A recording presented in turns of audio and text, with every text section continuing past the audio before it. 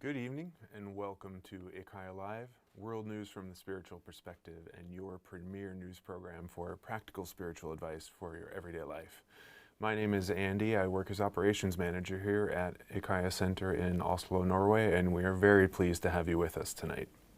Now, IKYA Live is a little different news program in that it's more of a conversation, and we take a news topic of the day, we unpack it, we look at the spiritual principles that are at play, and then spiritual teacher IKYA assists us in raising our consciousness, taking a bigger picture on that news topic so that we might better understand what's actually going on and not just what the monkeys are doing in the kindergarten.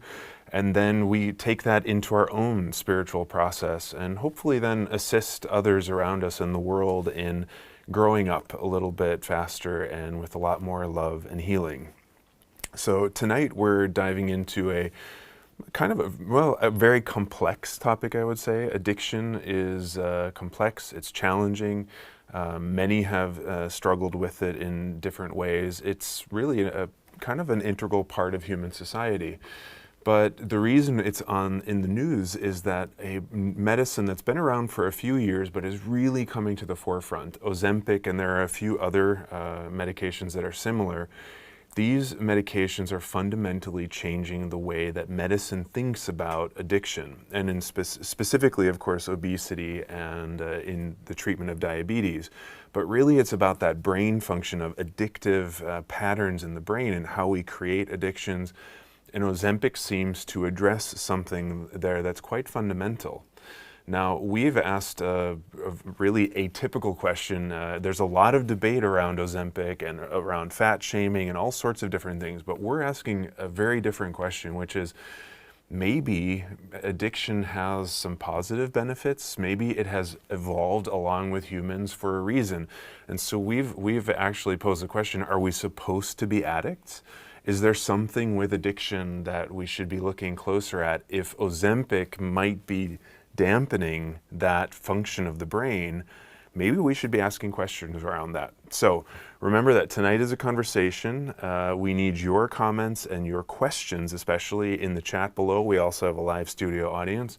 And let's expand the audience tonight. So down below, be sure to like tonight's episode, share it with fellow spiritual seekers, and put it out onto our social media, ikya.official, both here on YouTube, Instagram, Facebook, and TikTok. Now, let's dive right in and ask IKYA that first opening question.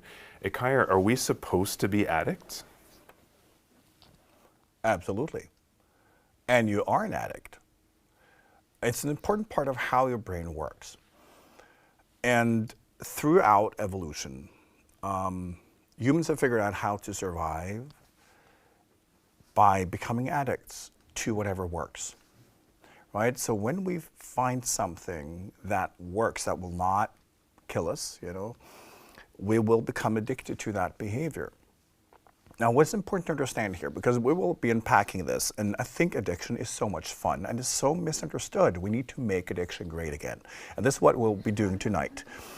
And we'll look at two major strategies for survival.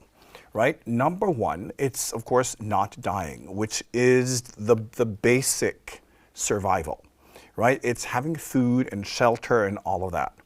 And then you have the second one, which is status, right? That's, you can call it social survival, right? And that, the premise is hierarchy and strengthening your position, right? And what we do in life is basically that. It's those two strategies at once. And we'll look at how these strategies work and why addictions are so great. Remember that when evolution, which is your DNA, your genes, right? That's something that has been developed for millions of years. And life has figured out how to survive and how to adapt and how to do that well. And those strategies are not supposed to be within your control. It's supposed to be compulsive because you may have different moods, right? You may have different ideas and this or that. And so you can't be trusted when it comes to your own survival. That's what your genetics basically are telling you. So when it comes to the true survival strategies, it will be beyond your reach because you're too volatile, right? What has worked for hundreds of thousands of years, that's what we will be going for. So everything connected to what works is supposed to hook you, right? So your behavior will be compulsive, and you will try to copy and repeat, and those will become the main kind of actions, the main strategies, your main focus. And you will get reward chemicals whenever you're being a good boy or a good girl, because then you've done what you're supposed to do. Remember that from life's perspective, as a life form, your DNA is the life form, right? As a person, you're basically just a carrier vehicle for that. And your DNA is part of a long journey of evolution. So, of course, it's trying to control you. So whenever you follow any of these strategies, you will be rewarded. And you're not supposed to have any control, any say. Whenever your genetics recognize, right, this is a survival strategy, you're supposed to get hooked. And this is why we have an addiction towards our own reward chemicals like dopamine, because it's supposed to override every other type of signal. So then you become a slave to your genetic programmings, because that has ensured survival for a very long time. Now, the challenge today is that our civilization has changed a lot faster than our DNA, than our genetics, right? So we're basically dealing with programmings that are several 100,000 years old, trying to deal with a modern world. Yes, and then you have the behaviors and the programmings out of reach, trying to understand this landscape, and it will be doing its analysis based on how it used to be a very long time ago. And that's when things get a little messy, right? So this is what we're trying to figure out today. And hopefully you can learn how to work with your addictions, because in your brain, addiction equals success. It equals ambition. Ambition and addiction are actually the same concept. And it's because, addiction can point to the direction. Addiction is what will make you get there. Now, one easy way to look at this is that today as a human you have two major identities. You have the identity that is caused by your pain and your suffering, right? Which is everything you feel is wrong with you. And we all have those thoughts. That's a very strong identity and a very strong way of looking at yourself, because you're supposed to look at, I don't want to be here, right? It's supposed to give you incentives to move and to climb and become better. Because if you're not, you're just a waste of flesh. Evolution has to move on. So it needs to prompt you saying, no, this is not good enough. You're supposed to be over there. So what happens then? You create an identity in your subconscious based on what you think you can be, right? That represents a lot of your potential. This is why we all think that I should be great, I should be better than this. Because you should be, but it's important to understand this is genetics trying to trick you. So first, where you are is always inadequate, right? Because you are there. Evolution can't do anything with that. You're here supposed to try to push the boundaries and see, who's going to win. You're in a race, you're in a competition. So first, you have that first identity that you're supposed to feel, I don't want to be this person. And then you have the other version, which is the horizon, right? I'm really supposed to be that person. Everything you can imagine that you can be, that is normally within the reach of your genetics. This is why you don't have an ambition, for instance, to learn how to fly, right? You may have an ambition to become rich or to achieve things in life because that is within the race of evolution. So, what happens in your subconscious, and this is the interesting part of how addiction works. Now, when the identity is created that I should be this person, this is really me, then you create the sense of entitlement. How that is done is by connecting you not being there with the first identity.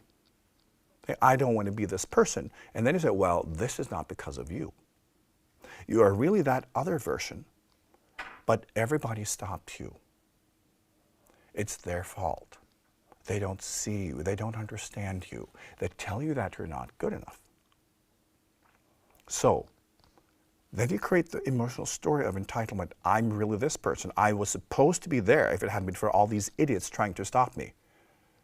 With a story of entitlement, if I should have been there, which means, of course I can go there. This is mine. I'm supposed to be there. I'm not supposed to be this. And then you will get addicted in your brain to the idea of your own success, your own fame, your own fortune. And because you are entitled to it now, and you can blame your first identity on the world around you, you just know that this is who I'm supposed to be.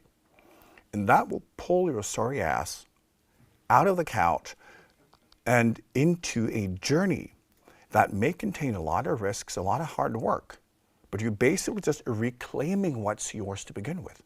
This is why I see a lot of successful people, they're so entitled, right? They don't appreciate it because, yeah, it's just, them claiming what was theirs to begin with, right? And this is how evolution works. We're supposed to operate that way. So the second identity is supposed to be highly addictive, right? And of course, when we reach our goals, when we make movements in that direction, we're supposed to be rewarded chemically, right? So we believe in the story and in the potential. Although reality is, where you're starting, yeah, that's as far as you've come. That was you, right? But if you're happy there, you will not move, right? So we all have to be very unhappy with who we are and how we are. Otherwise, there would be no evolution. So we're all drowning in our own self-criticism, all feeling that, oh, the other people are telling me that I'm not good enough. Nobody told me that I was good enough. No, because you're not. That's the whole point. It's the journey from where you're standing and trying to reach your potentials, and that being who you think you should have been if it wasn't for all these assholes. That is how evolution is tricking all of us. Otherwise, we would just be sitting there, right? Being happy and just like being who we are. And that's not what evolution is all about. So, it's important to understand this game and how we're all being played, right? Because it happens to all of us. So, ambition and addiction is therefore connected. Now, one mechanism that's really important to understand here is that throughout evolution, becoming someone and the addiction to the reward chemicals, right? It's supposed to make us do great things, right? We're supposed to achieve something, and then we have reward chemicals. It's called reward chemicals, right? When you do something first, and then you are being rewarded. Now, we've always, throughout evolution as a life form, then connected how we feel with great achievements. And how did that happen? It's always the second strategy of survival, which means the social status, which means family, peers, community, right? And you would want to prove yourself not to you, but to them. It's always been about other people. It's always been about living in a context, making your parents proud. doing something great for your community and then being rewarded, right? That would make you feel good. So we all have it in us that the starting point was doing something first, and then we would feel great. It was the only way to feel great about ourselves, was doing great things, right? And we are supposed to have the addiction to the reward chemical, so we will be pulled in that direction, having to prove ourselves, right? Making everybody proud, and then we are able to climb the ladder and achieve greatness, right? And move farther than anyone else.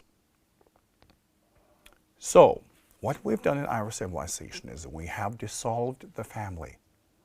We have dissolved communities. We have dissolved connection with peers. So then we just have our own emotions. And nobody to root for us. Nobody to judge in a positive way.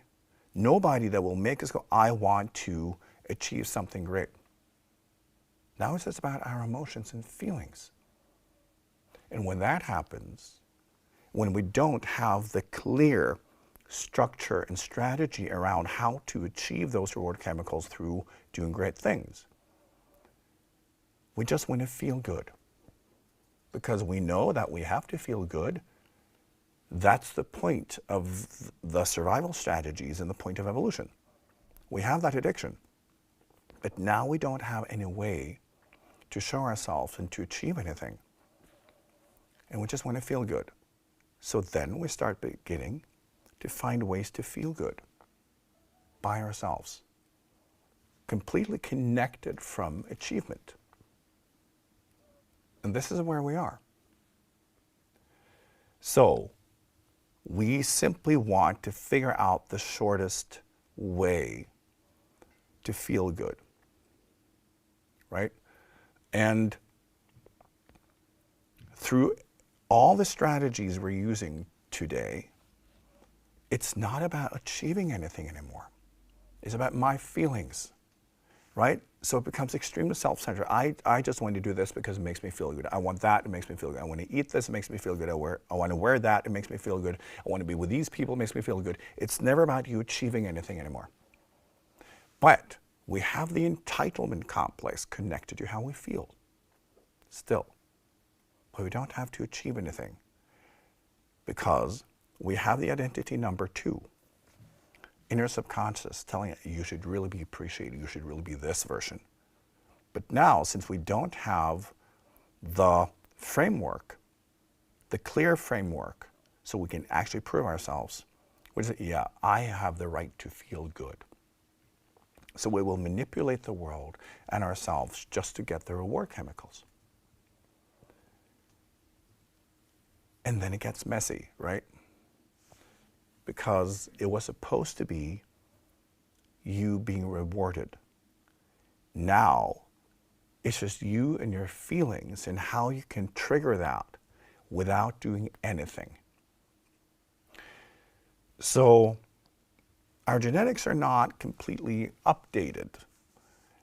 They now represent a threat because we're basically told to end ourselves through indulgence and not to achieve anything because we are never achievers based on ourselves.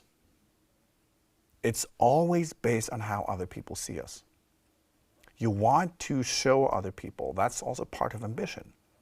You want to become someone, all of that. But for most people, they don't have that. But we know we need to achieve those chemicals, right? So, and the interesting thing is, the more we apply strategies to feel good, the less productive we become, right? Because we actually don't achieve anything. We don't do anything in life.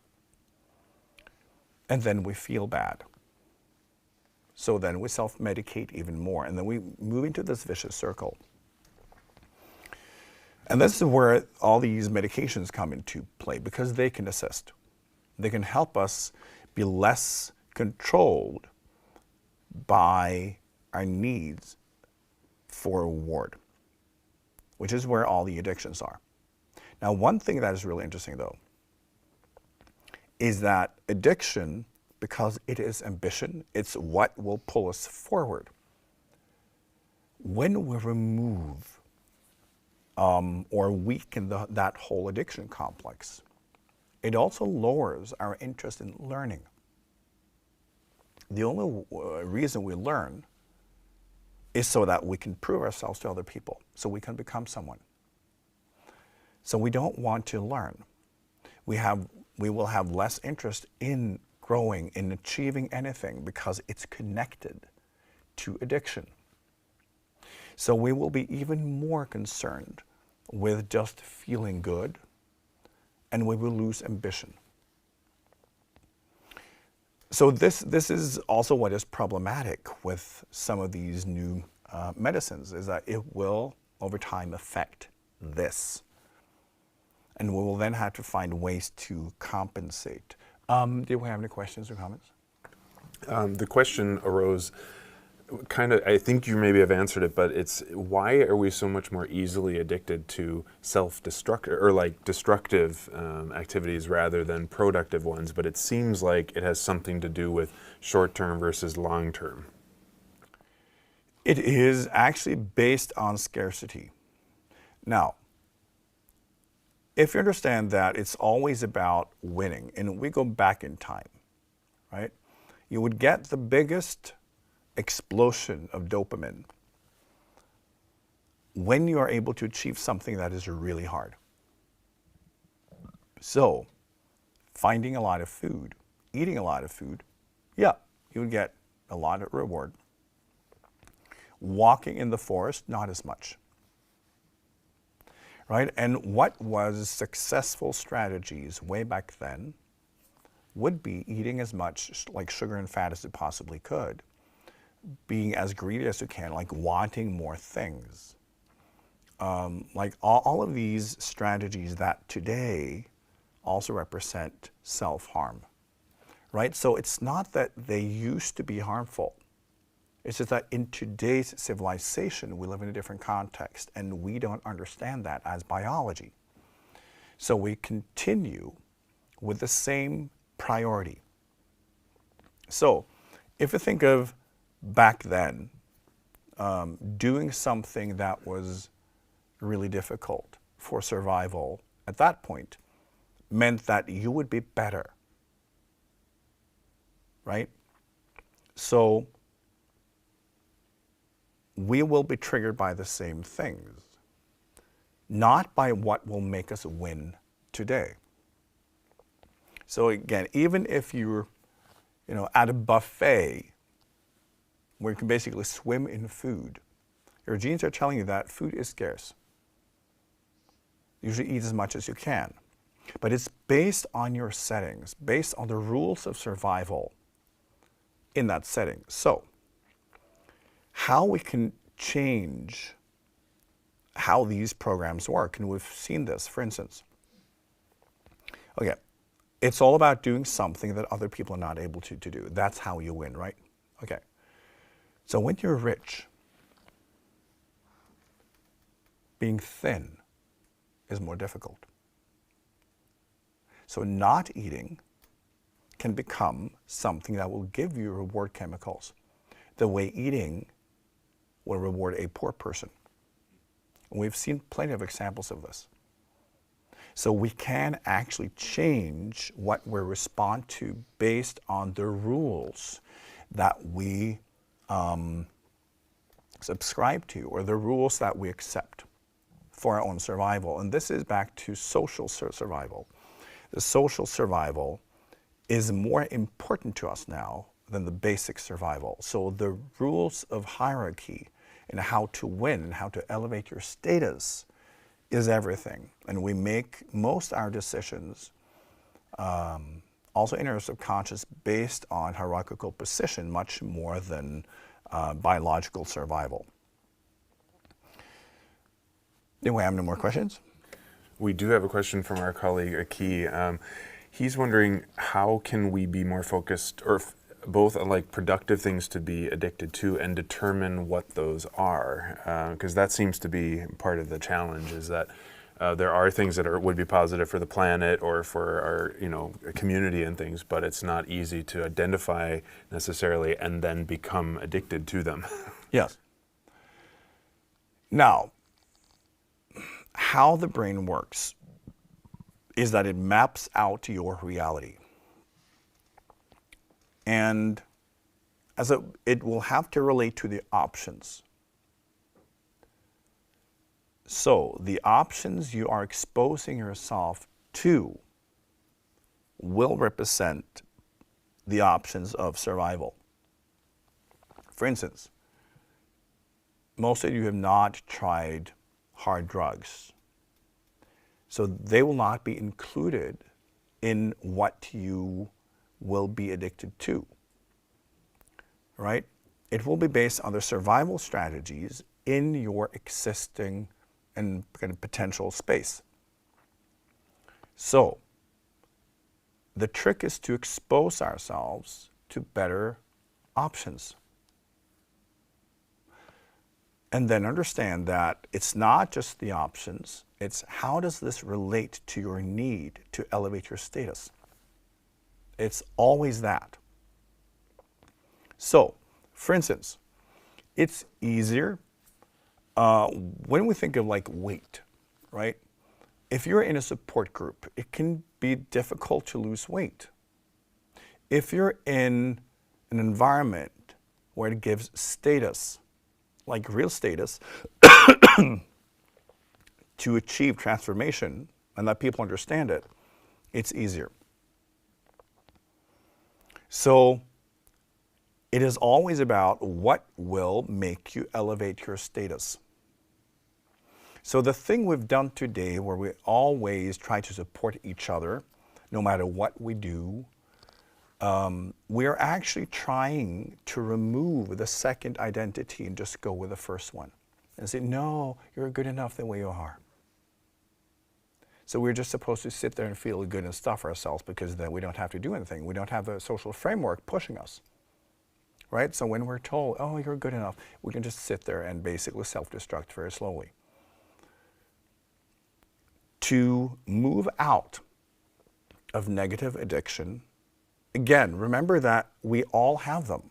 Most strategies today, they're all connected to self-medication. Right? Self-medication is a strategy where you use something just to make yourself feel good. It's food, it's drink, it could be drugs, it could be like entertainment, TV, it could be music, it can be sex, it could be like nature, it could be meditation, it could be anything, when the object is simply to make you feel good. So, you need a framework. Our genes have developed in social settings where there are rules, where there is ambition and expectation, right? We need that. There's this saying, I'm sure you're aware of it, that we often become the summary of the 5 people closest to us.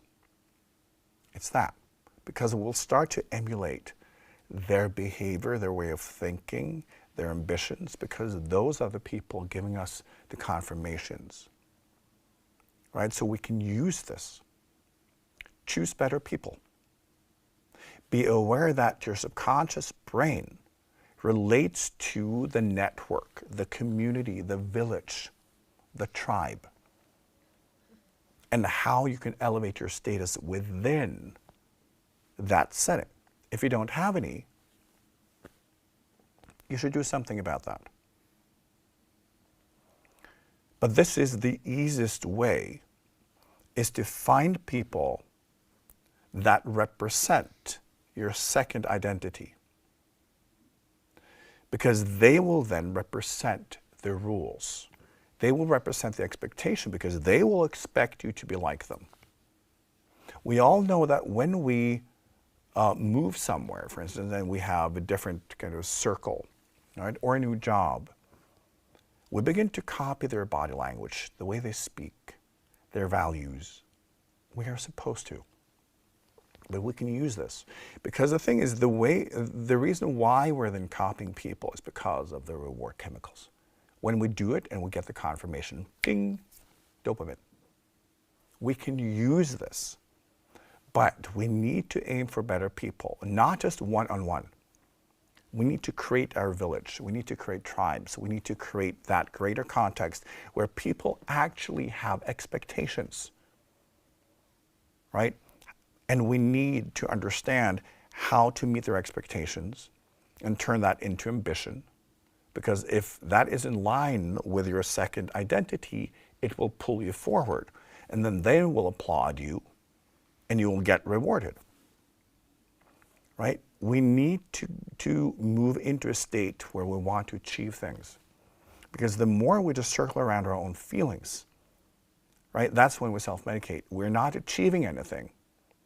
And at the same time, when we're not, our brain will start seeing that we're not achieving anything, so you're dying. You're basically sidetracked from the race of evolution, and that will make you unhappy. It's supposed to make you depressed and suicidal. And it is, right? Being productive, taking part. And we all know this if you've been working with people suffering from depression or, suicidal thoughts. It often that experience of disconnection, right? Of being on the side. Yeah. When they're placed in a context where people see them, but not based on identity number one. It's based on identity number two. And where they're given a pathway, they perform. There will always be exception, but generally they will perform because now their brain will understand what to do. So this is what we need to do with ourselves. We need to respect how we actually function. As humans, see what we're doing in our civilization, where we're focused more and more on just being an individual with less connections. It's online, is this or that. We're supposed to be depressed because we're not achieving anything that is being measured by our tribe. So this is the most important key to what we can do to kind of restructure our lives. Choose better people. Build family, right? Build networks. Build a positive, constructive context where you have people of positive ambition that will then look at you and appreciate your effort, appreciate your growth, appreciate you trying to stretch towards your ambitions, representing identity number two. And it's so important also with kids that we do this. What we often have done is the opposite of what we should be doing. Love should be unconditional. Rewards should be conditional, right? Because then they have to prove themselves and then they will be rewarded. We can say like, wonderful attempt, you didn't make it, I still love you. Now, once we as parents became a little bit too self-obsessed and we wanted to be seen, a lot of adults are actually turning this game around so their love is conditional. Because they can tell, like, oh, you hurt me, because we're so obsessed with the feelings. And the rewards are unconditional, right? We give kids everything. It fucks everything up. Because we do not understand who we are and what we're doing that is productive unless the rewards are conditional. So when love is conditional and rewards are unconditional, we become so confused because we're drawn into not having to perform, not having to achieve anything, not having to stretch, not even having to build the identity number two.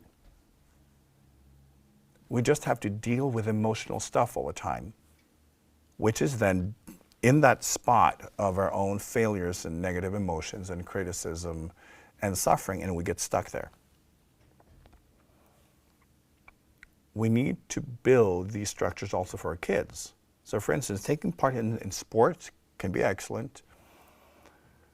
But understanding that framework of family and community is important so that they can show themselves and figure out, what am I good at?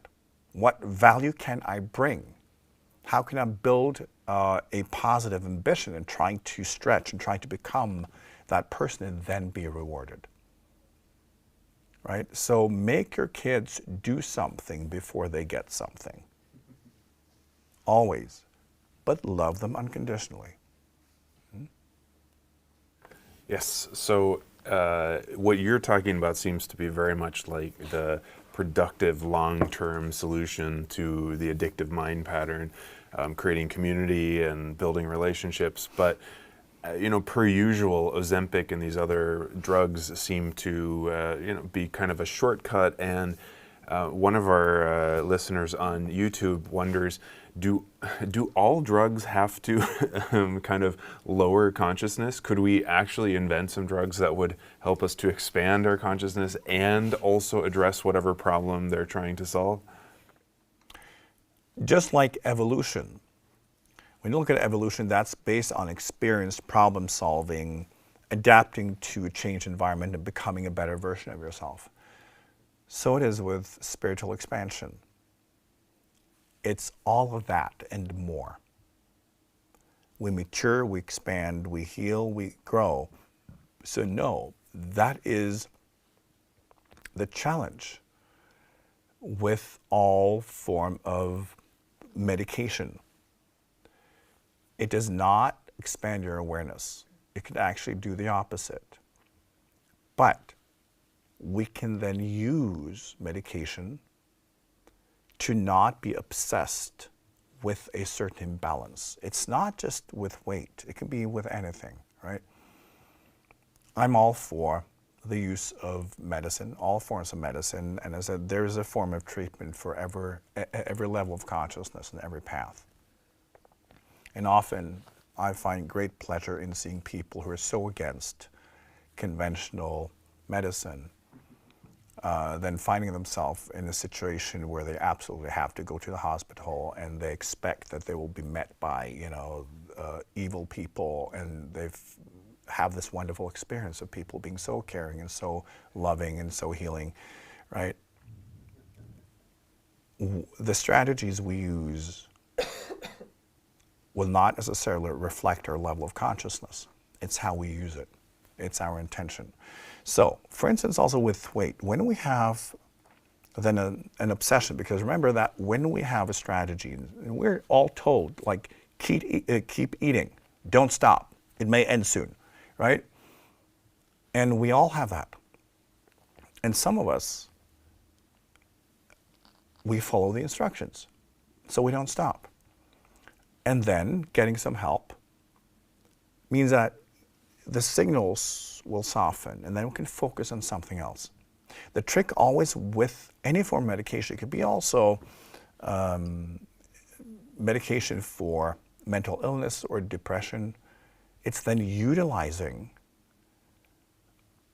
kind of the space and the break, right, and the pause from our patterns. Instead of just sitting there, oh, okay, I need a break. I deserve a treat now because this has been so difficult. No.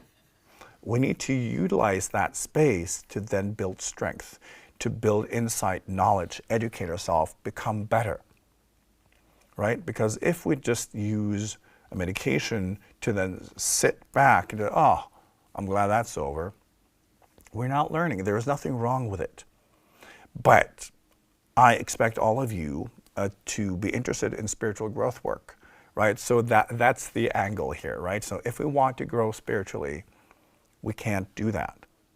We can use medication to get a break from our patterns if they are overwhelming, and then we'll go, okay, now I can work on my patterns. Now I can reprogram myself. Now I can learn because this is not controlling me. And as I said, all your addictions are supposed to be beyond your control, right? So whenever people say, oh, well, I can control my addiction in time, no, you can't. You're just lying to yourself. You are not supposed to have access, right? And we just need to understand that and respect it and have fun with it and say, okay, we can actually work with it. we can learn how to then change kind of the circumstance in which your patterns operate. And that's how we can use that freedom that we get through medication, right? If you're suffering from depression, you can look at what are the causes? How can I build and work my way out of that map or that space and create a different circumstance in life so that I'm actually growing out of how my brain is interpreting depression as a survival strategy. And that can then trigger something else. It's the same thing with any other addiction, for instance, food, right? And one of the ways to do this, one of the kind of quickest and easiest ways to get out of an addiction is to create a new one. You know, it may sound strange, but it's like, this is why so many drug addicts become religious, right? You basically switch the syringe with Jesus. And it triggers the same addiction because religion is highly addictive. It triggers some of the same mechanisms. So you can be high on Jesus, right? And sometimes I'm not sure that's a better strategy, but still, you know, it's always about finding then something that you can let yourself be addicted to that is slightly better, right? And you need to then find the reasons why this strategy will elevate your status based on how you interpret your surroundings, because your brain will operate on that map. So you need to understand that, oh, my status, you know, how I see myself, that will be elevated, and this is what I want. This is the wonderful thing about religion is you have that whole thing, right? So you'll also have people who see you. And this is why it's such a successful strategy, because a church can offer that tribe, right? It can offer that community. They create an expectation, they see you and they will see your growth and they will reward you. And they only have reward chemicals based on achievement, right? And this is actually why it works. So when we try to move out of an addiction, finding a new one, it can, for instance, like there's so many people struggling with different forms of addiction. They can move, like get into, I don't know, parachute jumping, whatever, like often extreme things, because they're so used to that high that they need something to do that will also give them that rush, right? But there are healthier ways to do that than drugs. There are so many kind of sports, physical activities, and that will give you that thrill, right? So it's trying to learn, how can you create a thrill in your life? How can you get those positive emotions, but through achieving something, through doing something? Because that, again, is what we have lost in our civilization, the connection between rewards and actual achievements. So when you have an addiction that's just sitting there eating or taking drugs or whatever it is, you're not doing anything, right? So any type of addiction, any type of high where you do something first is a step in the right direction, right? Because that will also teach you that doing something, achieving something, being part of life, that's how you get the real high. Martina in Germany wonders, could you please explain more clearly your definition of success? Because for her, the most successful people are the happiest and those who radiate the most joy in life, and they are independent of the applause of others. It depends, yes, how you define success. I think the clearest version is when you have been able to find survival strategies that you're able to repeat, and through that get a better result than other people. So that can be anything. It depends what hierarchies are you climbing. What's your value system? What is your tribe? What's the community, right? Because that is really what determines what success is, right? again, if you're a deeply religious person, success may be giving away all your belongings. If you're in finance, it's getting all other people's belongings, right? Both success. It depends on the premise. So it's not one thing, but it's always connected to the survival strategy, like how successful you are at surviving, because that is ultimately what will elevate your position. And success is being on top or close to the top. Also based on your ambition. But it can be anything. And yes, normally when we are successful at that, we will feel more at ease and more happy because we've won, right? So they are then moving into identity number 2. And when we are, we will feel fulfilled because our genes will recognize that, yeah, we're doing it. We're living the life. We are surviving. We're better than other people. So we're supposed to feel better. But it depends on the type of ambition and where it's coming from. Now we're talking about the kind of the positive side of ambition. I've also talked about how ambition can come only from pain. And if it comes too much from trying to prove your negative story is wrong, often that will not work. So many successful people, they also have fun. They move into identity number 2. And again, that is the premise for the feeling of success. But then again, they get the reward chemicals from having achieved something, right? It's not down to, the specific things you need to achieve, but it's within the identity number 2 and what you need to do and achieve in order to get there. So once you get there, you're supposed to feel like a winner because you are. It means you have the right to procreate because now you're supposed to dominate. All right? Once you climb to the top, you are supposed to dominate and kill all infants of all your competitors. That's part of domination, right? You reign supreme, and you're supposed to feel that way so you feel even more entitled about you deserve a good life. It's coming from there, the right to dominate. There's nothing wrong with it, but it's also understanding that we can use this to our benefit. But successful people should absolutely feel happy about themselves. So you've definitely talked extensively about addiction and that one of the best strategies is to graduate from destructive to more productive addictions. But my colleague IKYA and I, we both have struggled with addictions. And can we get to brass tacks? Like, how do we actually execute going from destructive addictions to more productive, healthier? Like, how do we actually get addicted to things that are more growth oriented? Right. The thing is, you can't just decide that because it's beyond your control.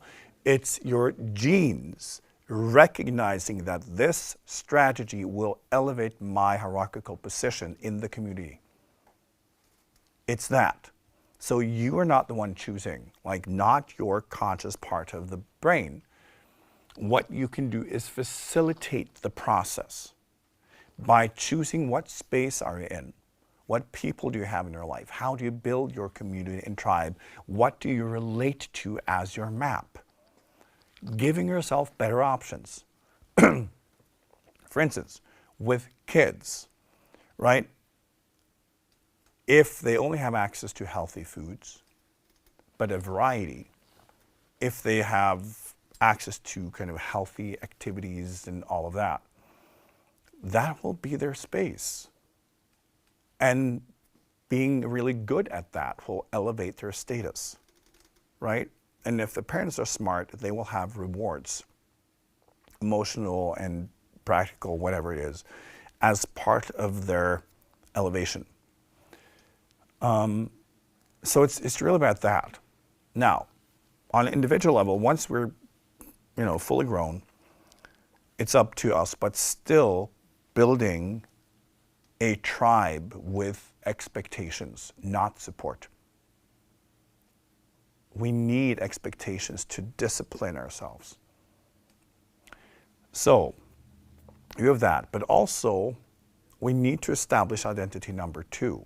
Because again, in our civilization, we're so focused on nurturing our feelings that we forgot that we have to achieve something, right? So you need to stop doing that and want to do something in life. And identity number 2 is only possible when you have to journey to get there, which means doing something, achieving something.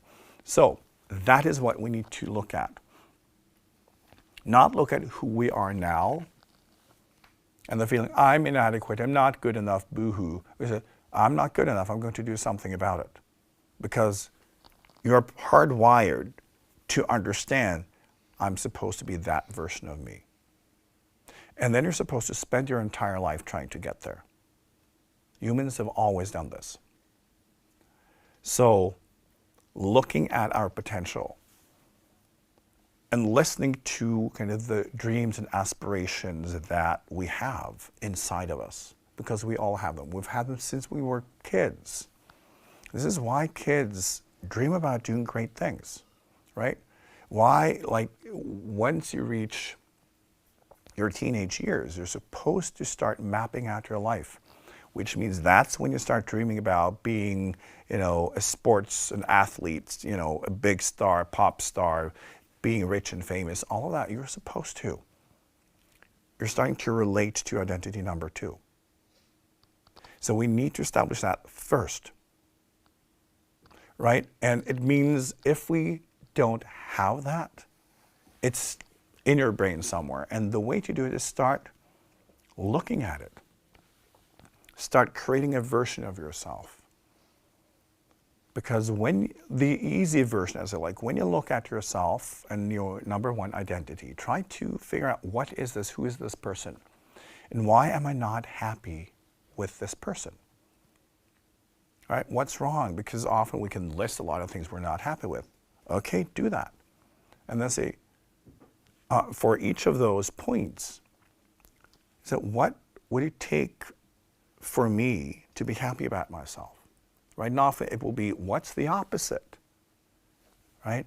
And then write that down. And the easy technique is just like have a piece of paper and have like, a line in the middle and just write the negatives on that side and what's the solution? What is the identity you would like to have? Who would you want to be if you could design yourself? And again, don't like, oh, I wish I could fly. Oh, I should be a billionaire. Like, skip that part. Try to look what is within kind of reach. Who could you be?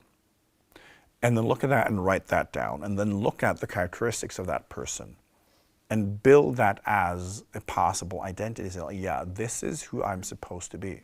So you have to connect with it. You have to see that, oh, yeah, this is actually me, but a better version. And then try to imagine yourself being that person. Try to feel it. Try to see the life you want. Right? Visualize. Use your fantasy, daydream. Invest in that part of you. So you can gradually see, I want this life. I want to be this version of me. And when you've done that, when you feel that you've established that and you can see your life clearly, then look at, okay, what's the difference here?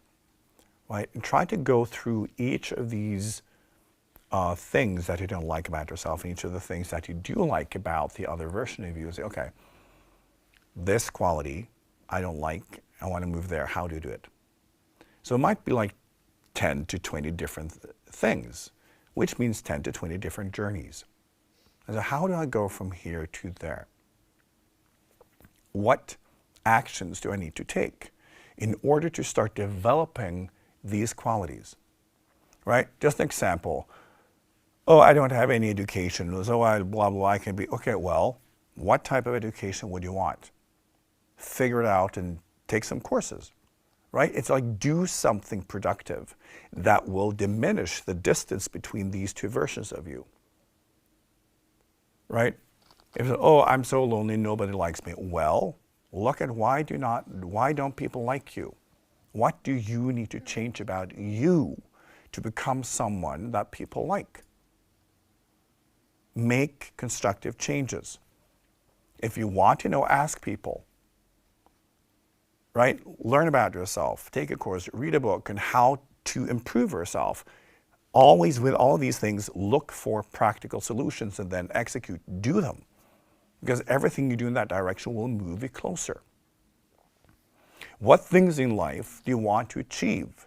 To feel that I'm a winner, I have achieved something with my life. So many people today feel I've done nothing because they haven't. They've been focusing on their feelings and how to feed their feelings through addiction. So we need to focus on achieving things. And we need to understand that just feeling something is not an achievement. It's today what will stop us from achieving great things. So this is a very easy technique, but you have to figure out for each step, what do I do?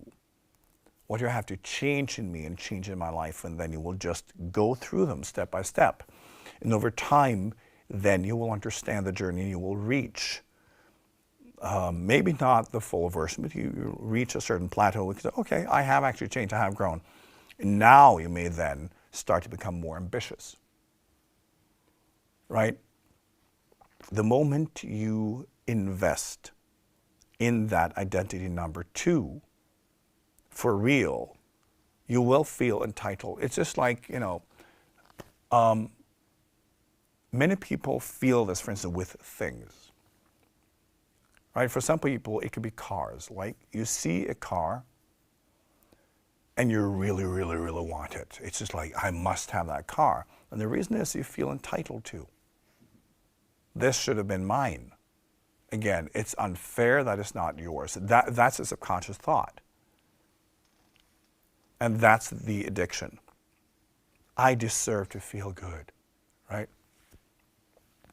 And it's so funny to hear how we can produce these thoughts. It's like, I deserve a treat, like said the person who's never denied himself anything, right? It's that.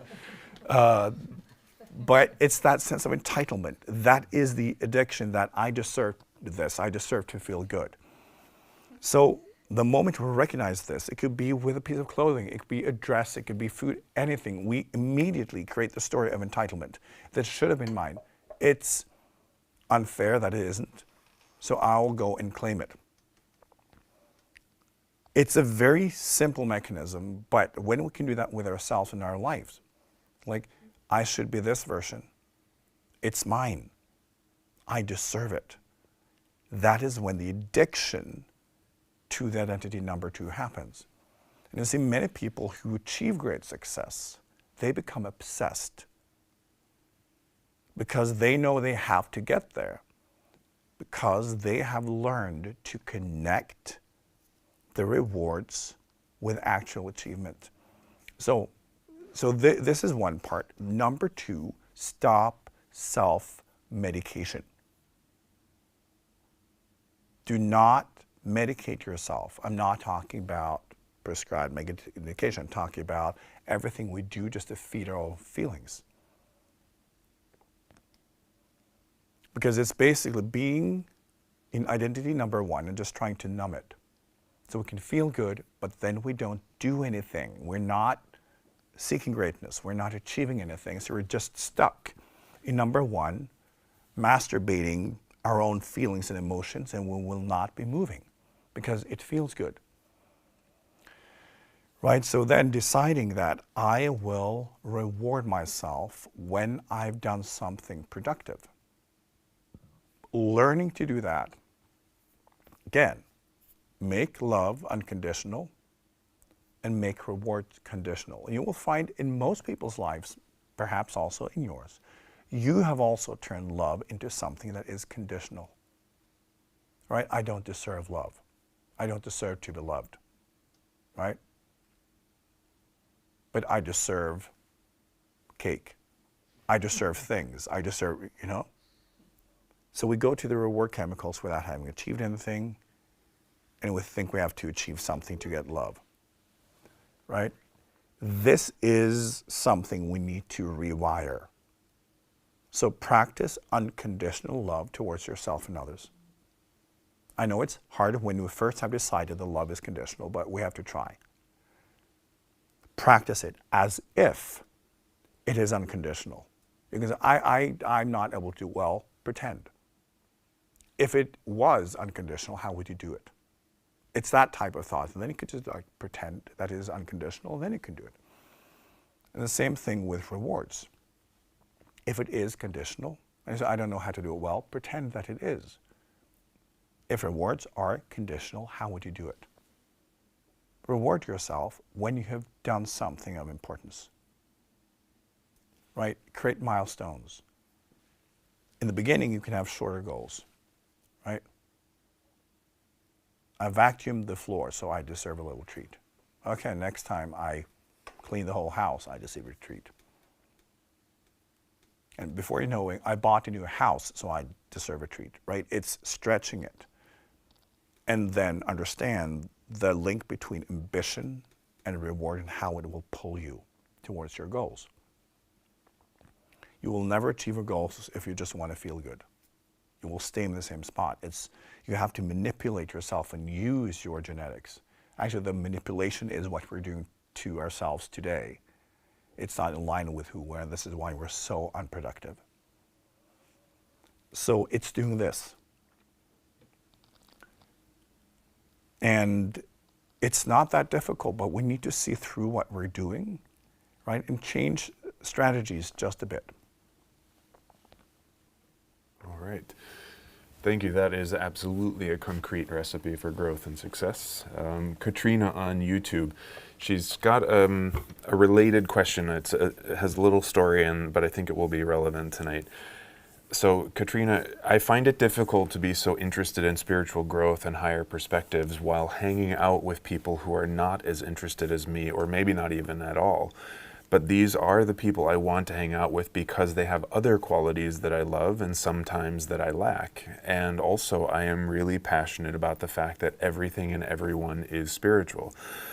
I am exhausted, however, from being so different. At least that's how I feel. And I feel really judged and insecure as to how to show up in my group of friends. I am searching to be even more valuable participant in my friend group. So how can I build up myself successfully in a world that I know cannot relate easily to spiritual growth, and where I struggle to speak of it in those words? It takes more, right? If we look at this and compare to what I talked about, it is then smart of you to also have a different arena. It is more difficult to achieve something when people around us do not care. We need to connect to ourselves deeply. So we go beyond the human form and the human mind, because then everything changes. Because we need to have that self-motivation. For most people, and I talk about this all the time, a lot of the things that humans think are spiritual are simply just part of the biology, right? So it means it's more difficult to achieve growth when nobody cares as a human. And if you were in a group where people expected you to grow, were able to give you pointers and kind of reward you and elevate your status based on your growth, you would grow a lot faster. Right? So then, if that's not possible, it is connecting to you in such a way that you go beyond your humanness, that you're able to connect beyond what you are as form. Because as a spiritual being, we are free. We are kind of beyond this game. But to get there, most people do need the support, right? It's harder. And that's just a fact. So when we're left to our own devices, it's then, do you have a strong enough motivation? You have then to focus on the vertical, which is the kind of spiritual connection and the spiritual flow, and do that. We've all experienced in meditation, hopefully, that we get to a point where we don't even know, who we are. We don't even know our own name, and we don't have thoughts anymore because we have kind of gone beyond that level, and this is where it starts. So then it requires that we have discipline, right? That we have spiritual practices that we do every day, and that we challenge ourselves. No, nobody's watching. I cannot rely on my ego. I cannot rely on this whole system of addiction and ambition and reward. I need to cut through all of that because I want to. So we need to be self-motivated because, again, in human evolution, obviously self-motivation was not strong enough. Self-motivation would come when mirrored in the tribe, telling you that you're talented, you should totally do this. And then reward you when you were able to achieve something. Is just look at kids, right? When the parents are watching, they can do anything. If the parents are not watching, not so much. And as humans, it's who we are. As adults, we still want the parents to watch and to tell us how great we are. So in the absence of that, it's just us, so we need to cut through. And then practice that it's just you and life and the dialogue, and you need to want that for you. It's a different level, right? Through spiritual work, we all get there. But what we're talking about today is the kind of biological mechanisms and how we can also use them and how we should also love the addictive brain. But if you're not able to use it, then cut straight to the vertical, where it's just you and God, basically. And then, from that perspective, it doesn't matter who you're with. Because, yes, you can all see them as spiritual beings. You see them as spiritual beings on their own journeys. What they do, their belief system, that's just part of where they're at in their consciousness.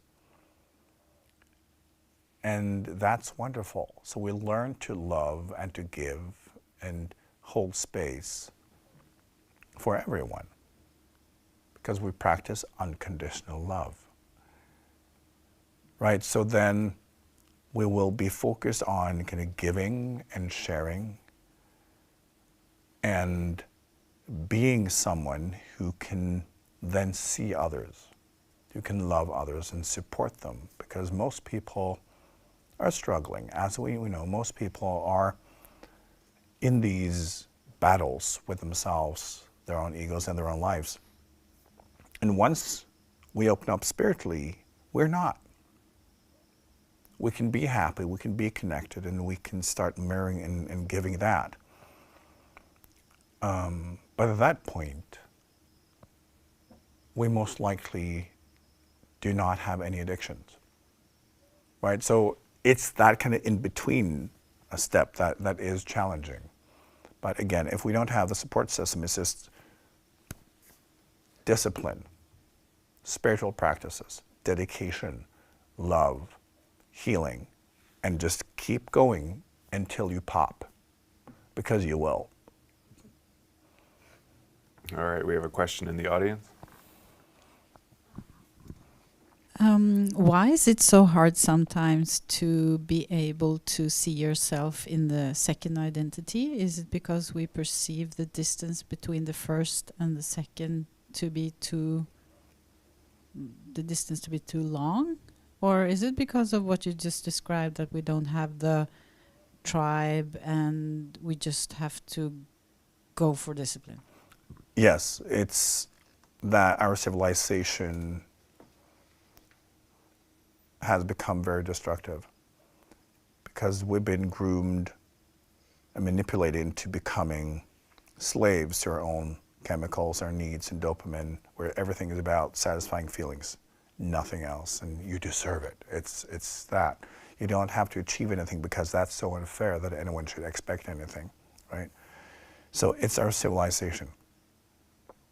And makes it very difficult. And look at young people today, they're obsessed with their feelings. I think that's the purpose of life, is their feelings to be satisfied and for them to feel good. And so it's that. We consume too much, which is, becoming slaves to our own chemicals, instead of having direction. We should consume based on what will bring me closer to my full potential, what you actually need. And if you want to go on a journey and you want to climb, it will only bring with you what you actually need, right? The rest will hold you back. And in the old days, people understood this, right? Because we weren't, as a human, more connected to these strategies. And now we've lost it. It will come back, because a civilization that operates this way cannot survive. But for people now, we need to look at how we've become slaves to our own chemicals and how we've lost positive ambition. And so it can be difficult to even connect to that, because immediately we feel it's unfair, I should be loved for who I am, right? And it's difficult to no, you're not good enough. Nobody's good enough. That's the point of evolution. We can always stretch, and we should. And we've told ourselves, no, you don't have to. And we should. So we need to kind of move into that way of thinking again. Sorry.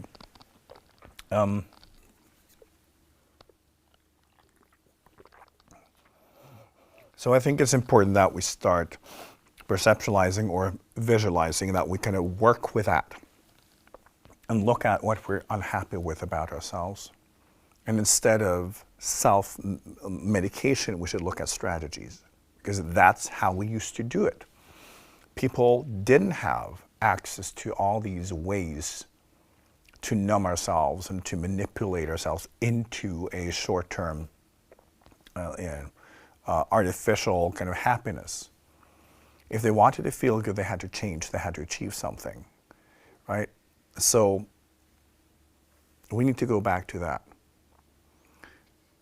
And once we understand that this is where we are at, and that we have control over the facilitation, we cannot control our addictions. We can control the options, right? That's when we can begin to kind of play with it.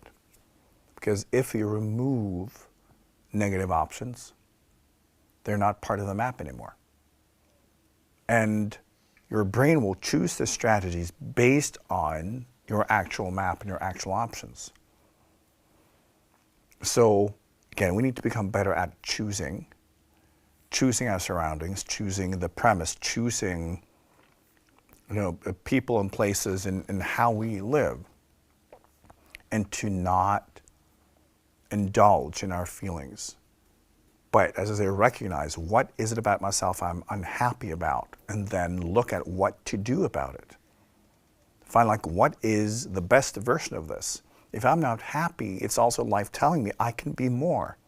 What is that more version? And force ourselves to define it and look at it and identify with it, instead of wanting just to numb it. Because again, this is the worst thing we've done to ourselves as a civilization. The solution to everything is numbing, right? And then what we'll look at, the public discourse, the political discourse today, it's just like people in pain screaming because they don't get enough medication. It's not anything else going on. So we need to take responsibility for that in our own journey, and recognize that spiritually and horizontally, which is more of that life journey, they are connected. If we sit still and we just numb ourselves and create good feelings, that is not spiritual expansion. And many people think it is, because I feel good. How you feel has got nothing to do with consciousness. So if we think of like when we are in a low consciousness and we have no like active spiritual connection, how we expand is through the horizontal journey. So once I grow as a human, once I become a better version of myself, well, that will also be your spiritual growth, right? So we actually need that. And a person who is spiritually awake will always try to change, adapt, be more, do more, because we know that it never ends. So we'll always try to improve. There's always room for improvement. That's what expansion is, and we always seek it. So it's very difficult to grow spiritually for real when we just want to satisfy our feelings, because it means that we are not growing horizontally through the human journey. So how can we possibly grow spiritually, which is the next step after the growth through journey, right? So we need to not only include the horizontal journey, we need to emphasize is that without that, we got nothing. We need to grow and change positively as a person. If we can't even reach our own personal potential, how can we possibly even start reaching spiritual potential? Right? We need to use our lives. We need to journey. We need to change. And we need to teach our kids this. We need to teach adults. We need to teach ourselves. But looking at the weirdness of where we are today and why we're also highly addicted and how we've all been manipulated into this state of being constantly high on our own brain chemicals with no ambition whatsoever, we need to move out of that, because otherwise we can't grow spiritually. So as I look at what you're not happy about when it comes to you and look at what the potential is, and then decide I'm going to make some changes and understand what those changes are, and then just do them, right? And you don't have to understand everything, but when we move in that direction, at least we're moving, right? And if we can't do it here, we're certainly not doing it in a spiritual way, right? So this is also why we need discipline. We need to discipline also our human journey, because we're all today full-on addicts, and we need to move past that kind of level. We've got another question in the audience. We've been talking mostly about individual, and I was just sitting here thinking about collectively as humans, as a life form on this planet, and kind of how this second person also applies to the group, and how we need better examples, we need better understanding of the true potential that's there if we're going to be able to collectively move towards that. I was curious your thoughts on that. Absolutely, and you're absolutely right. The second identity is connected to the group. And to me, this is also fascinating, right? That we cannot reach our potential as a human without an audience, because they're supposed to assist, validate, give advice. It's a group effort, right? And to me, it's also, as spiritual individuals, we need to offer that, right? And we need examples, so we need to become the examples ourselves, because there are very few around, and we need to take that work seriously. We need to become the people that can inspire people to kind of stretch and to really kind of try to grow and reach their potential, because we all can. And when you look at the world around you and a lot of what people are struggling with, we can boil it down to this. Instead of doing something about where we are, we just self-medicate, and then we'll feel miserable and we get depressed and all that, because again, we're not achieving anything, which is the fundamental principle of any form of evolution. So we need to lift that, we need to emphasize this, and we need to become those people, and then inspire others to really find their journey, to try to become better versions of themselves, instead of telling themselves, well, I'm good enough as I am. You're not. You're not supposed to feel that you're good enough. You're supposed to feel that you're good enough to journey to your higher potential, that is the true entitlement you have. It's your birthright, right? You have mountains to climb. You have a journey that is assigned to you. You have enormous potentials in you, and they belong to you. So, yes, we need to work together. And this is also part of the community that we are building.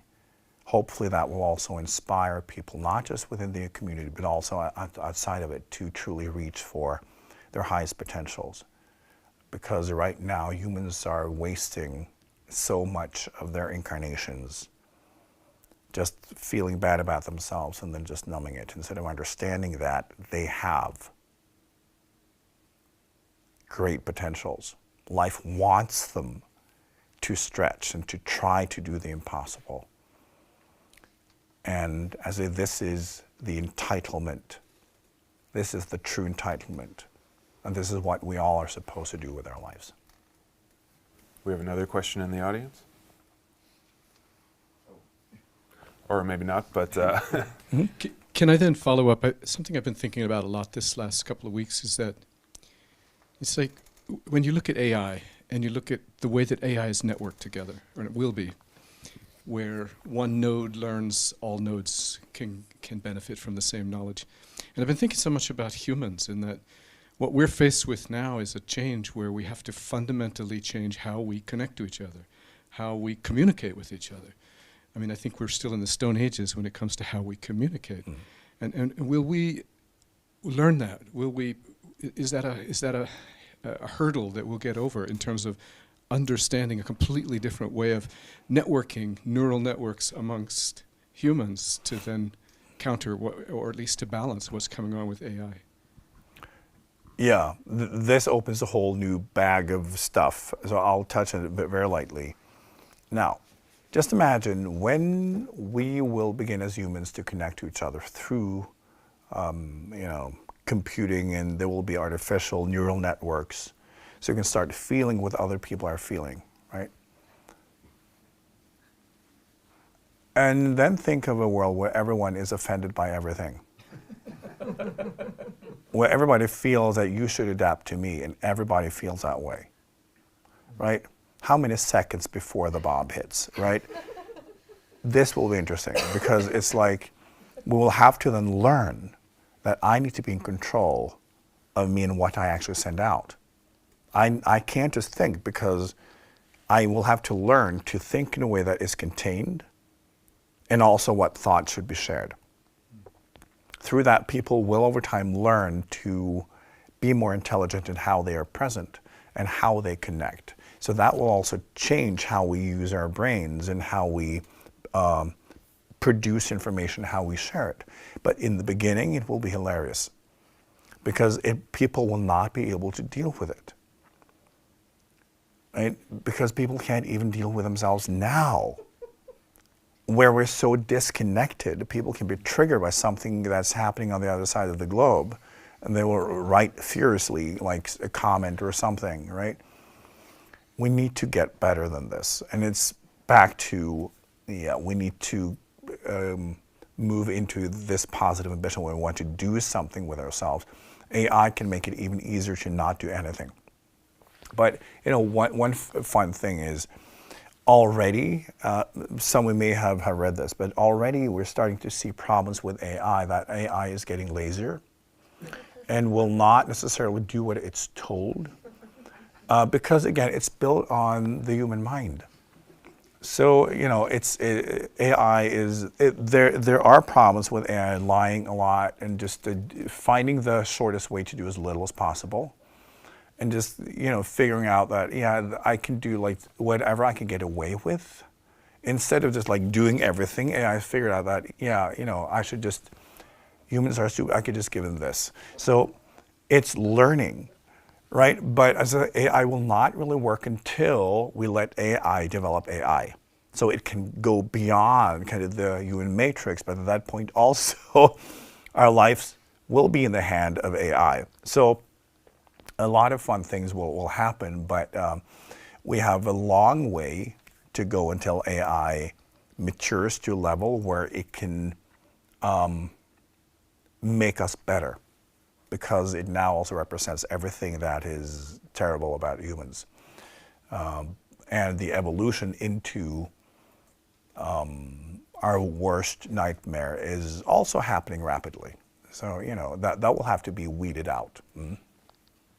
Our next question is back to Germany. Suppose a friend asks us whether he or she should use Ozempic or a similar medication or not. And then she asks for a short, to-the-point answer. What would you advise? I would say yes. I would say yes, use it. And at the same time, then try to use the pause button to then address what are the real issues here. For instance, why have you been overeating? What are the kind of emotional issues and all of that? And then deal with that. Because when you're then blocking the expression of something, does not mean that the issue has been resolved.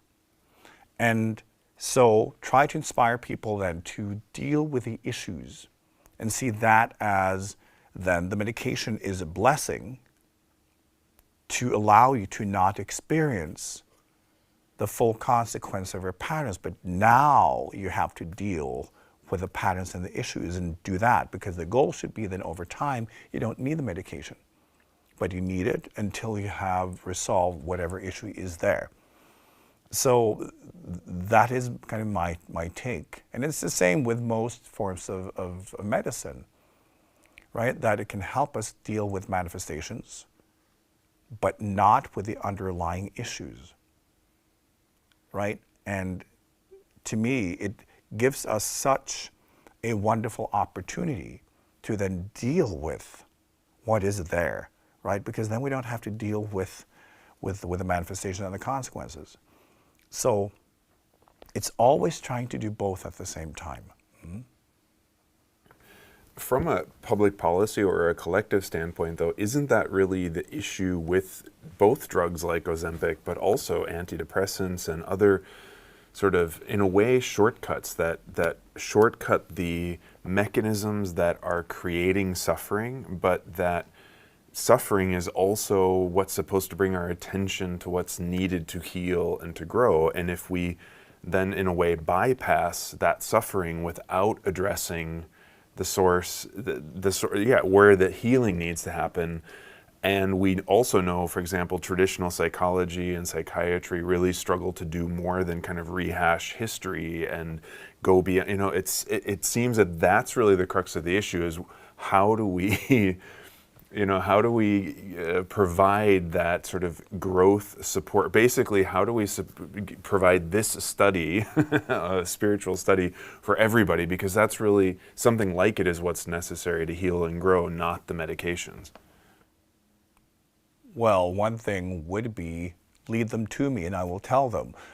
Except for that, I think when it comes to how kind of growth and expansion works, it's natural that in the beginning, when we have the slightest whiff of consciousness, we will attack the manifestations, because it's all we can recognize. We don't recognize that this has got something to do with me, right? I overeat and I'm fat. It's so unfair that I'm fat, right? And so that's the problem, not that I'm overeating, because, you know. So that's how we deal with stuff. So whenever we have issues, we just want the manifestation to go away. It does not occur to someone in low consciousness that, oh, right, I am the problem. I need to transform. I need to bring myself into balance. Doesn't happen. So that's where it starts. Remember that as we reincarnate and we go through different cycles of learning, the manifestations and what we will be able to notice will get closer.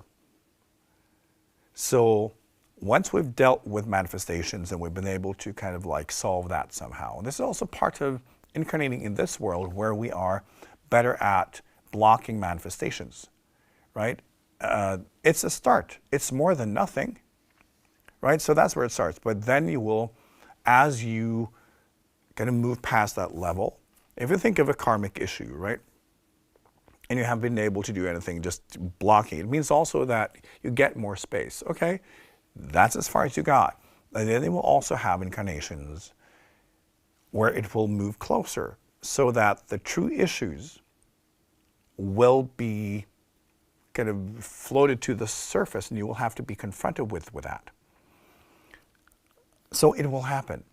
When we're dealing with the karma, for the most part, individuals have no idea what's going on. They're just trying to not die, right? So how manifestations work and what we're confronted with and how we grow for most individuals are completely unconscious. And that's okay, because life knows what life is doing. So we will, move kind of through a process where the manifestations and the kind of karmic issues and energies and principles will move closer. So when someone is there, that all they can do is make it stop, right? And they can figure out how to do that. Well, that reflects their level of consciousness, and that's completely okay. That is still more than doing nothing. I'm not for this, what we often have in modern spirituality is, oh, well, they shouldn't be doing anything, because they should just be dealing with, the true issues behind everything. Well, if they're not ready to do so, if they don't have the awareness to do that, just dealing with the manifestations, and it will also be a way to interact with the karma. It's also a way to kind of initiate an awareness in the process. So that's fine. So whatever people do, it's just part of the journey, and it's fine, right? But as we move ourselves, we may become more creative. So I think it's more about us and what we do, right? That we should try to deal with the issues in our own journey. We should try to deal with the karma and to study and figure out how it can improve, how it can heal and expand for real. But that can also include medicine and treatments and this or that. It's not either or. It's just understanding that we have all these wonderful tools, all these wonderful approaches. And it simply gives us more opportunities and angles, right? If we actually want to achieve something, having all sorts of variations and ways to deal with things, it's exciting, right? So it's not that not using medicine means that you're in higher consciousness. It might be that you're a complete idiot, right? Because it's not about the tool, it's about the awareness and the consciousness and the intention, right? So please use everything, but try to be creative, try to be present. Try to be, an individual in progress, someone who's journeying and trying to become a better version always, because that's why we're here. But the thing is, as we all have resistance, and once we become really good at blocking our potential, because that's really what's happening, right? Is it like all inventions that humans have made are basically about being lazy? And think of it. Every invention humans ever made was about, I'm not doing that shit. It has to be an easier way. It's always that. There's nothing wrong with it, but just think of the consequences, and things become easier and easier and easier, right? Because we're lazy, and then we have resistance, and then we all agree that, yeah, we got to get rid of anything. And now we have, pretty much. So we can stay in our misery, stay in what we don't like, which is so funny. Because we do also understand collectively that the only way to truly feel great is by doing something great. We all know it. Throughout human history, there were so many examples of that. We do understand it. And yet we now figure out ways to block everything, and we're now nurturing our resistance and justifying it for each other, and then we numb ourselves and self-medicate and entertain and do this or that. So we feel that I feel good the way I am. Except for the fact that we don't. Take away these self-medication strategies and most people would become suicidal within a week. It's just, we're there. So, and then people feel trapped because they don't understand how to truly grow anymore. Because modern spirituality does not really offer it, because a lot of it's still about how to feel better in your feelings and how to feel superior to other people. It's all that. It's not about achieving greatness. So we need to look at the strategies that humans have had throughout evolution. It's always becoming someone, doing something great, and having the people around you advise you, expect great things, point in direction, support you, nurture you, and also reward you. It's always been that. Right? It's how we do it. So we need to get back to that. And it takes other people. And I think it's important that all of you try to also inspire people to do something. So I would like for all of you to make a commitment to not justify and nurture the kind of suffering narratives. That, oh yeah, you shouldn't have to change, it's all them. Don't do it. It's not like you didn't have to, it's all your fault and you should not, it's not like you have to go there. But try to assist people in understanding that you have the opportunity. You can complain about life or you can change. You can achieve something greater in you. You can transform. Maybe life is telling you that it's time that you take responsibility. Maybe this is an opportunity for you to change the things in life that you're not happy with. Maybe you need to be more ambitious about yourself. Maybe you need to feel entitled about your potentials. Try to be that person. Right? We need to nurture greatness. We should not nurture misery. Anyone else? We have worked through our questions. Yeah, you touched upon it towards the end here, the spiritual bypassing or spiritual shopping. A friend of mine who's also ventured to Bali, as I'm doing again next week. We talked about the great offer of yoga of every kind, breath work every kind, and there's some gems in between. And with time, I've become better at discerning what's really worthwhile and where it's better to just spend time with wife or go find flow in motorcycling. But for navigating the scene in Norway or Bali or wherever, there is an offer of yoga and what have you in personal development. Mm-hmm. And could you give some directional guidance how to discern the gems in your view? I think, as I'll say, whatever works, whatever floats your boat, it doesn't matter. What we need to learn is to actively notice, am I growing? Am I healing? Is my heart expanding? How we do it is irrelevant, right? Because we put so much emphasis on trying to kind of find the right technique or the right belief or the right path. And it's not about that at all. My approach is always that we are all completely unique. And the unfoldment of what you are is a unique journey that only applies to you. And what works in the different parts of your journey will vary and change. And part of the journey, how to build awareness, is also testing things out and learning what works and what does not at what time. And also having the freedom to do so. But it also takes kind of spiritual ambition, right? Because it's, if you want to achieve something, then the tools are relevant,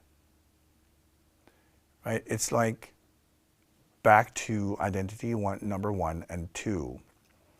If you have a workshop filled with tools, only if you want to build something, the tools are relevant, and also which tools you use to achieve what.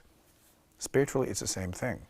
Many people think that just holding a tool makes them some kind of carpenter, right? And it's back to how guys, you know, can go to Home Depot and just like look at tools and feel, ooh, I'm a professional. Like, no, you haven't built shit, right? It's just a feeling. And often when it comes to like spiritual techniques, it's the same thing. Like, ooh, I'm doing yoga, look at me, I'm spiritual. Like, no. It's just like going to the shed and holding a tool, thinking that's the point of it. It's the identity instead of using whatever to achieve something. So we need to learn also, what am I actually trying to achieve spiritually? And how do I do it? How do I understand the landscape? How do I understand what to change in myself, and what techniques and approaches will be necessary for me to achieve that? And as we know, once we start moving, the goal changes and everything changes, because then we're wiser. But it's still that movement, and then applying tools and techniques and discipline in order to facilitate that growth and unfoldment. It's not about the tools and techniques. And we need to learn to look past it. But it's back to where we are in our civilization, right? It's just about being who we are and creating identities, so we can feel better about ourselves by, you know, holding a chainsaw, thinking, ooh, I'm a professional now. And this is the approach that many people have to yoga and meditation and many techniques. There's room for that too. It's a start. But those people will never really achieve any great openings or any great transformations, because they have enough just like playing with the identity of it, right? There's nothing wrong with it. It's a start. But if you are more spiritually ambitious, it's important to kind of recognize that and then say, I will do whatever it takes, use whatever technique or discipline or tool. I don't care. I care about the result, right? And once we have that intention and that dedication and devotion, we can use anything. I've said many times, you can paint a house with a fork if you're desperate enough. And it's that, right? Once you have spiritual ambition and God becomes your intention, you will do anything. And then you will realize it's not really about the tool. A good chef can do a lot with one knife and a spoon, right? A real carpenter will use simple things, will not need all of these things, because he actually knows what he's doing.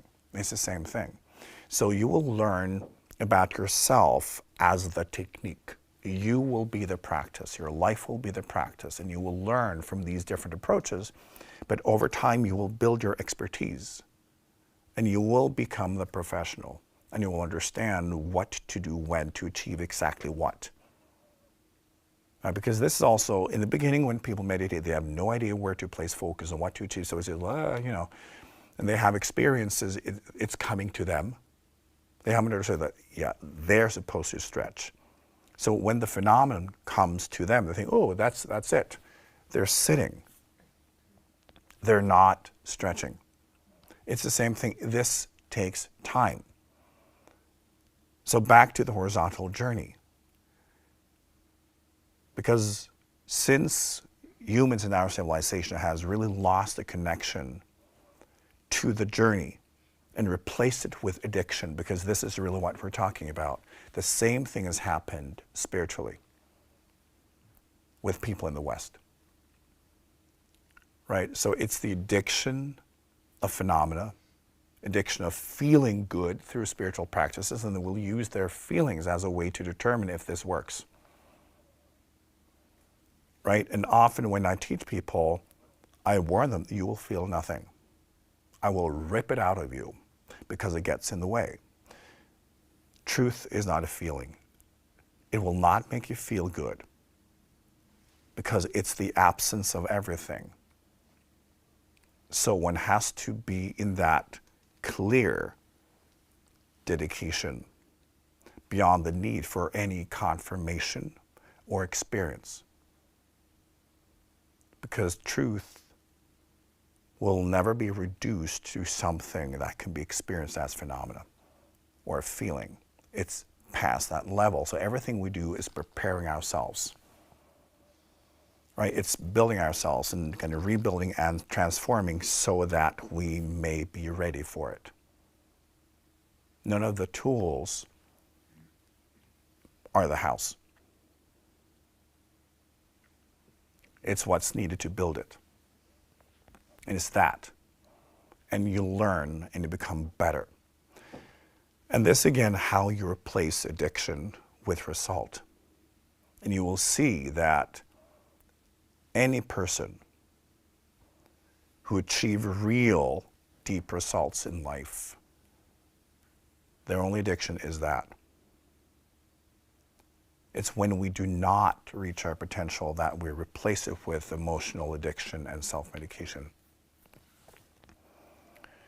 So always in our process, we need to allow ourselves to be ambitious. We need to connect to that higher potential and understand that our civilization has misled everyone. And we're now in a very harmful state of being addicted to our brain chemicals and also haven't figured out how to produce them through manipulation.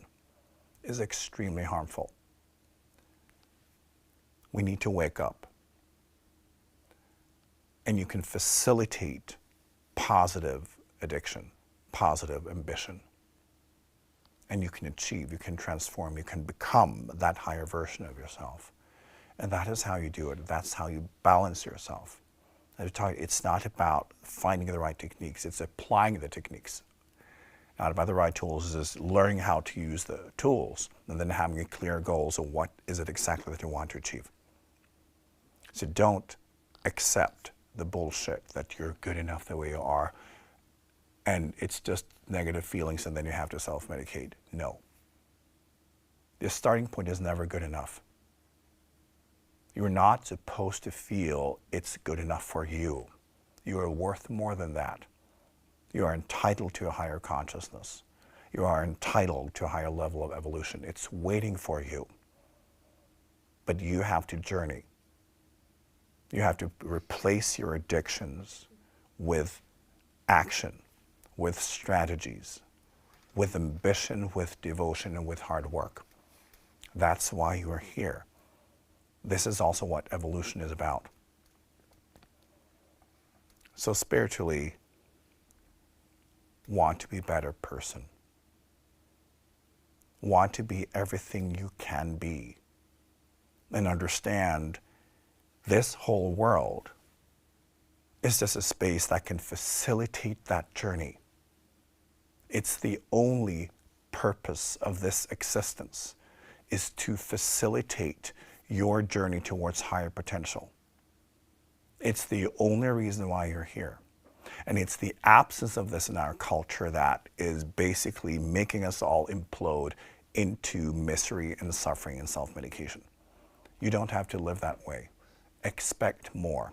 Expect more of yourself and understand that the moment you move towards greatness, life will support you. Life will only support what is in line with evolution, with expansion of awareness, and with you reaching higher levels within yourself. That's what life wants. That's what life is investing in you through the facilitation of your potential. It's your birthright. So start working. Reach higher. And move out of addiction into high ambition, spiritual entitlement, and use whatever it takes to get there. Then you will be successful, you will be deeply happy, and you will be living a life of purpose.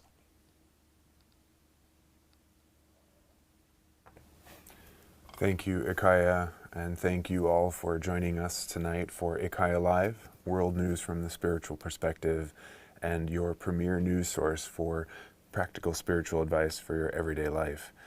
Be sure to join us again next Monday at 7 o'clock Oslo time for our last episode of the year. We'll be taking 2 weeks off for the holidays.